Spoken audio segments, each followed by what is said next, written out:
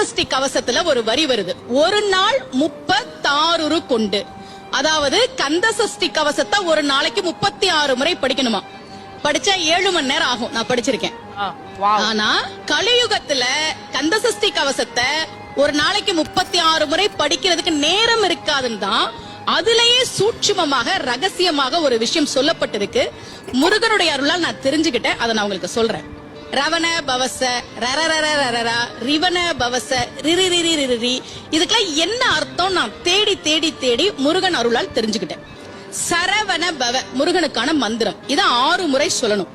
இப்ப சாவ தூக்கி பின்னாடி போட்டீங்கன்னா ரவண பவச, அத 6 முறை சொல்லணும். இப்ப ராவ தூக்கி பின்னாடி போட்டா வனப வசர, வாவ தூக்கி பின்னாடி போட்டா நபவ சரவ, இப்ப நாவ தூக்கி பின்னாடி போட்டா பவ சரவண, வாவ தூக்கி பின்னாடி போட்டா வசர வனப. ஒன்னொன்னையும் 6 முறை சொன்னா 6 × 6 36 வரும். இப்படி சொன்னால் 5 நிமிஷத்துல சொல்லிடலாம். கந்த சஷ்டி கவசத்தை 36 முறை சொன்ன பலன் கிடைக்கும்.